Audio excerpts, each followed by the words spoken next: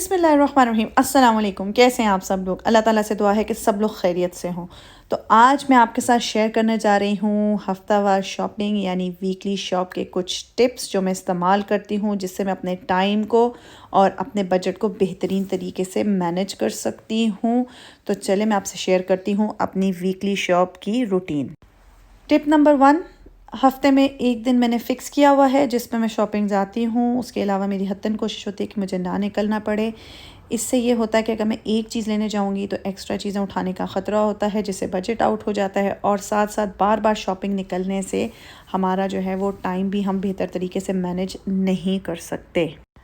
Tip number 2, मैंने अपने fridge के ऊपर लिस्ट बुक लगा के रखी हुई है। जैसे जैसे चीज़ें ख़त्म होती जाती हैं या कम होती चली जाती हैं, मैं उसको लिस्ट पे लिख लेती हूँ। इस तरह मेरा टाइम जो है वो बेहतर तरीके से मैनेज होता है कि लास्ट डे जो है मुझे कम टाइम लगता है लिस्ट तैयार करने के लिए, क्योंकि लिस्ट ड्यूरिंग द वीक यानी कि तैयार हो जाती है। और दूसरा कि जो चीज़ें हम कम इस्तेमाल करते हैं और हमें एकदम याद आता है कि वो ये तो ख़त्म है, तो वो भी लिखी जाती है, और इस तरह कोई चीज़ हम भूलते नहीं हैं और हमारे पास हमेशा स्टॉक अच्छा रहता है।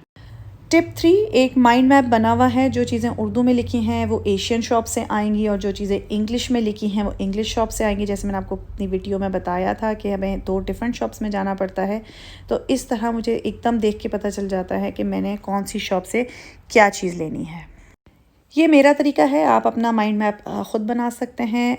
टिप नंबर 4 की तरफ आते हैं। तो जी मैं फिर जो है आखिरी दिन, हालांकि मेरी लिस्ट बनी हुई होती है ख़ासी, तो आखिरी दिन फिर भी जाने से पहले मैं 15-20 मिनट लगाती हूँ और अपनी चीज़ों के ऊपर एक नज़र दौड़ाती हूँ कि कौन सी चीज़ें जो हैं वो ख़त्म हो रही हैं या मुझे वीक में उसकी ज़रूरत पड़ेगी, और साथ साथ लिस्ट के साथ टैली करती जाती हूँ कि मैंने वो चीज़ लिखी हुई है।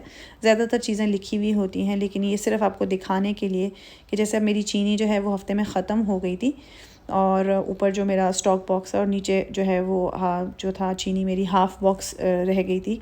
तो मैंने जो है इसको फिर नोट कर लिया था, ड्यूरिंग द वीक ही नोट हो गया था, क्योंकि जब मैंने लास्ट टाइम इसको अपने इस बॉक्स को फ़िल किया था, तो मैंने जो है फ़ौरन से पहले जो है जैसे ही ऊपर वाला बॉक्स मेरा ख़ाली हुआ था, मैंने जाके इसको अपनी लिस्ट के ऊपर ड्यूरिंग द वीक ही लिख लिया था। जैसे कि शुगर मैंने पहले ही लिख दी थी।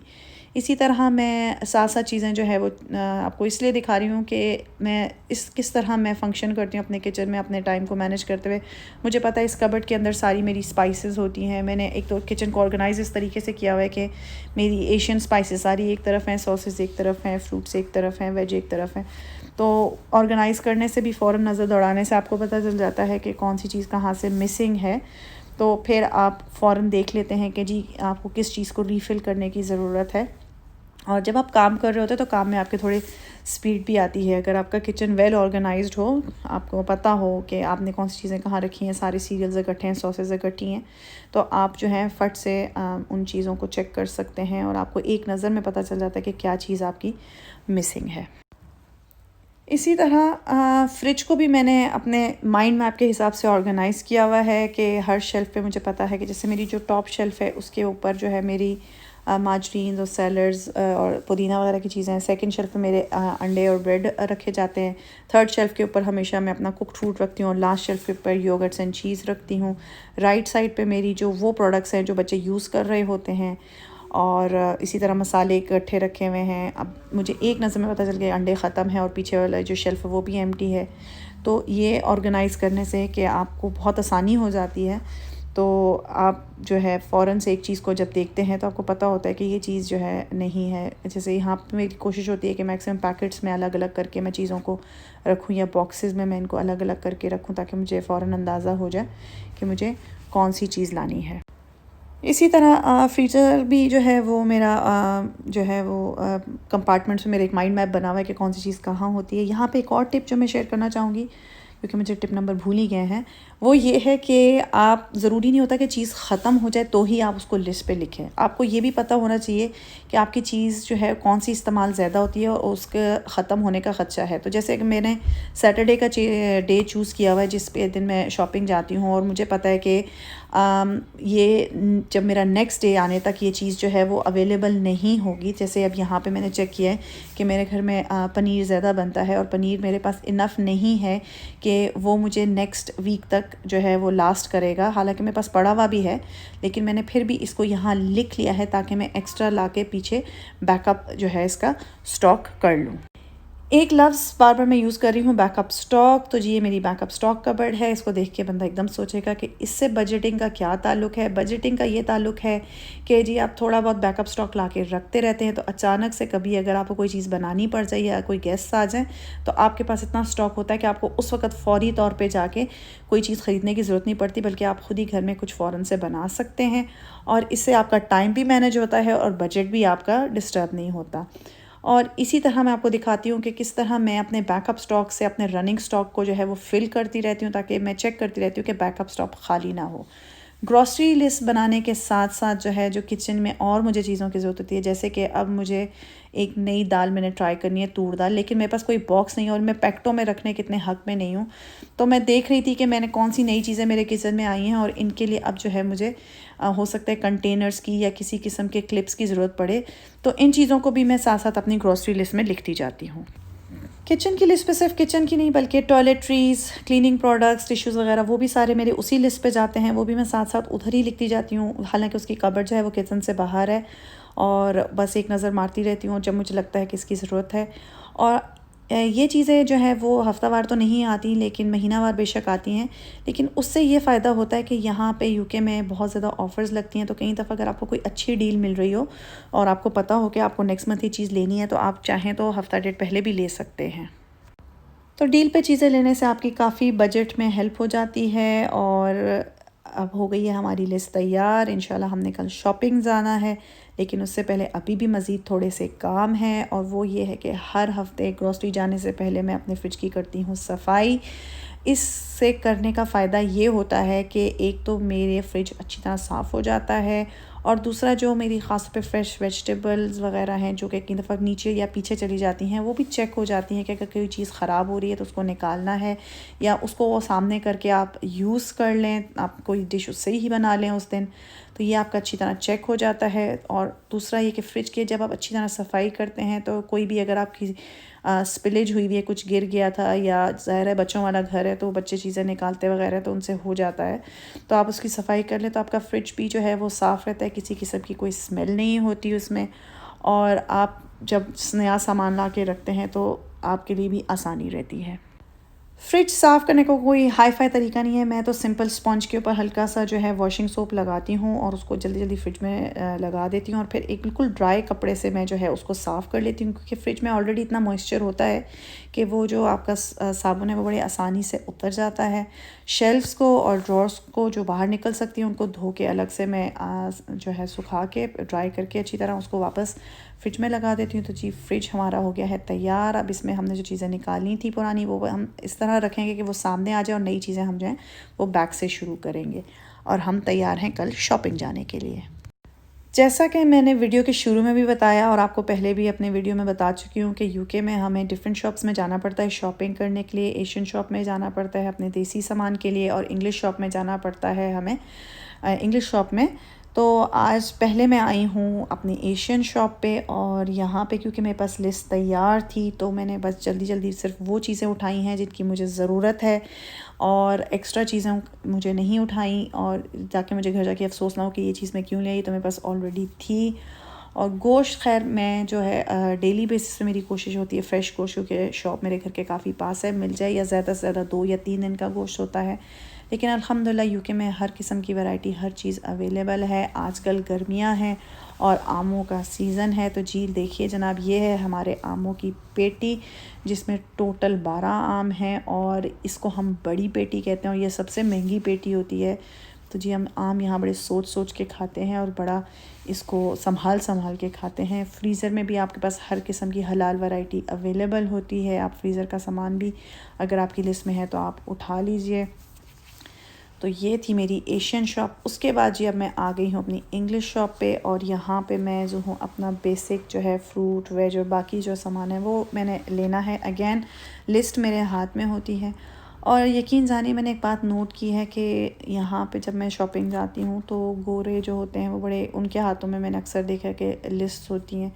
और मैंने देखा है कि जो हम अपने अपने लोग हैं वो ज़्यादातर जो होते हैं ना, बस बग़ैर, मुझे ऐसे फ़ील हो रहा होता है कि जैसे उनके हाथ में लिस्ट नहीं है, या वो बस आए हैं और ये उठाया वो उठाया। और इससे जो है मेरा ख़्याल में हम सिर्फ़ और सिर्फ अपने टाइम और बजट का नुकसान नहीं कर रहे, बल्कि हम लोग चीज़ों का भी ज़िया कर रहे हैं कि अगर हम वो चीज़ें उठा लें जो ऑलरेडी हमारे घर में मौजूद हैं और हम और ले जाएं, तो फिर कुछ अरसे बाद उनकी कोई एक्सपायरी डेट आ जाएगी या वो ख़राब हो जाएंगी, तो वो फिर हमें बिन में फेंकनी पड़ेंगी। इस तरह रिस्क का भी ज़िया होता है, जो कि अच्छी बात नहीं है। तो आप अगर लिस्ट बना के चलें तो आप जो है वो रिस्क के ज़िया से भी जो है वो आप बच जाएंगे। तो यहाँ पे अब मैं आहिस्ता आहिस्ता जो है अपनी सारी जो लिस्ट के हिसाब से अपनी चीज़ें उठाती जा रही हूँ, क्योंकि आजकल बच्चे घर पे हैं और दिन में बनाने पड़ते हैं 3 मील्स, तो अब मुझे तो उनके दोपहर के खाने के बारे में भी सोचना होता है। और बहुत ज़्यादा उनको अगर देसी खाने खिलाओ तब भी वो तंग आ जाते हैं। तो इस तरह हमें पिज़्ज़ाज़ मिल जाते हैं, इनको मैं लाके फ्रीज़ कर देती हूँ, तो इनको हर दूसरे तीसरे दिन जैसे कि आप कोई पिज़्ज़ा वगैरह बना दें, वैसे घर में आप बना के दें तो ज़्यादा बेहतर है। लेकिन अब कुकिंग कर कर के भी, क्योंकि अब 3-3 वक्त का खाना और हर वक्त घर पे हैं तो बंदा थक जाता है, तो ये एक बड़ी राहत होती है कि कोई बनी बनाई चीज़ बस बच्चों का ओवन में रख दी और फ़ौरन से बन गई। तो यहाँ पे अब जो है मैं अपनी लिस्ट के हिसाब से चलती जा रही हूँ और जो है अपनी चीज़ें देखती जा रही हूँ और उठा के अपनी ट्रॉली में रखती जा रही हूँ। एक चीज़ जो शुरू में बहुत ज़्यादा मुझे यहाँ पे फ़ैसिनेट करती थी, वो थी कि यहाँ यूके में चीज़ों की वैरायटी बहुत ज़्यादा है। अब जी ये देखें जी, ये हैं चेरी टमाटोज़, ये आ गए आपके पास सैलेड टमाटोज़, फिर आपके पास आ गए जी सनस्ट्रीम वाइन टमाटोज़, अब ये हैं जी आपके पास बेबी प्लम टमाटोज़। और नहीं, अभी टमाटर ख़त्म नहीं हुए, एक और वैरायटी आएगी अभी। ये देखें, ये है हमारे pass on the wine tomatoes, ये है वाइन राइट टमाटोज़। और अभी भी ये एक और मैं आपको दिखाती हूँ जिसको हम खुला टमाटर कहते हैं। टमाटर का आप साइज़ देखें, ये जी एक खुले टमाटर हैं। और ये एक और वैरायटी पड़ी हुई है, वो है मिक्स्ड बेबी प्लम टमाटोज़। अब इतने किस्म के टमाटर, और इंसान सोचता है कौन सा टमाटर लेना है और कौन सा नहीं लेना। टमाटर तो टमाटर होता है। इसी तरह आलूओं में इतनी वैरायटी है। तो शुरू में जब मैं आई तो मुझे बड़ी कन्फ्यूजन होती थी कि कौन सा लेना है, क्योंकि हम पढ़ते थे, आलू को देखते ही नहीं थे कि पैकेट्स के अंदर चीज़ें बंद होती हैं, तो आपको समझ नहीं आता था कि आपने क्या लेना है क्या नहीं लेना। वक्त के साथ साथ जो है वो आपको इन चीज़ों की आदत हो जाती है और पता चलता है कि आलू आलू ही होता है और टमाटर टमाटर ही होता है। साइज़ का भी फ़र्क होता है, हाँ, स्वीटनेस का फ़र्क होता है, उनकी खटास का फ़र्क होता है, लेकिन ये वक्त के साथ साथ इन चीज़ों का आपको पता चलता रहता है। हर चीज़ में बहुत ज़्यादा यहाँ पे वैरायटी है, टमाटर, प्याज, आलू वगैरह, जितना कुछ सोच सकते हैं। अभी मैं आपको दिखाती हूँ कि यहाँ पे जैसे अब ये बंद गोभी है, यहाँ पे कलर्स भी बहुत ज़्यादा हैं, जैसे नॉर्मल ग्रीन बंद गोभी भी है और रेड बंद गोभी भी है, और इसी तरह शिमला मिर्च के बहुत से कलर्स जो हैं वो यहाँ पे अवेलेबल होते हैं। हर किस्म की कलर की आपको शिमला मिर्च भी मिल जाती है। तो अल्हम्दुलिल्लाह यहाँ पे वैरायटी बहुत ज़्यादा है। लेकिन मुझे फ़ील होता है, मेरे घर में मेरे हस्बैंड को, मेरे बच्चों को भी फ़ील होता है कि यहाँ की सब्ज़ी, टमाटर, फ्रूट्स वगैरह में वो टेस्ट नहीं है जो अपने वतन में है। यहाँ पे हर चीज़ का तकरीबन एक जैसा ही टेस्ट होता है। तो अल्लाह जाने इसमें क्या है। वही बात है जैसे मैं पहले भी कह चुकी हूँ कि शायद स्टोरेज में रखते हैं तो इसकी वजह से टेस्ट ख़त्म हो जाता है। तो अब मैं क्यू अप कर रही हूँ और ये 7 सेंटर में उन्होंने वो चीज़ें लगाई हैं जो ऑफ़र पे हैं, क्योंकि गर्मियाँ हैं तो ड्रिंक्स के ऊपर बहुत ज़्यादा ऑफ़र है और दिल तो बहुत चाहता है, लेकिन फिर ये आपकी हेल्थ के लिए अच्छी नहीं होती, तो इनको अवॉइड ही करना चाहिए। तो ये थी मेरी वीकली शॉप और मैं लगी थी शॉपिंग संभालने, तो एकदम याद आया कि मैंने आपको अपना फ़ाइनल क्लिप तो दिखाया ही नहीं। तो जी जल्दी जल्दी कुछ चीज़ें दोबारा इकट्ठी करके रख के दिखाई हैं कि अब हम आ गए हैं घर। और क्योंकि आजकल कोरोना चल रहा है तो चीज़ों को हम जो है या तो गर्म पानी से धोकर, तो या जिन चीज़ों को धो नहीं सकते जैसे कार्डबोर्ड की चीज़ें हैं तो उनको या तो हम कुछ अरसे के लिए छोड़ देते हैं शेल्फ़ पे एक साइड पे, तो या वाइप से उनको साफ़ करके संभालते हैं। अगर आपको वीडियो पसंद आई हो, आपको टिप्स अच्छे लगे हों, तो वीडियो को लाइक ज़रूर कीजिएगा, मेरे चैनल को सब्सक्राइब कीजिए और शेयर करें। और जी अब हमारा पेपर हो गया है ख़ाली, क्योंकि ये तैयार है दोबारा से कि अब मैं इस पर लिखती जाऊंगी जैसे जैसे मेरी चीज़ें ख़त्म होंगी, तो मेरी अगले हफ्ते की लिस्ट हो जाएगी तैयार। अपनी दुआओं में ज़रूर याद रखें, अपना बहुत सारा ख्याल रखें। अल्लाह हाफ़िज़।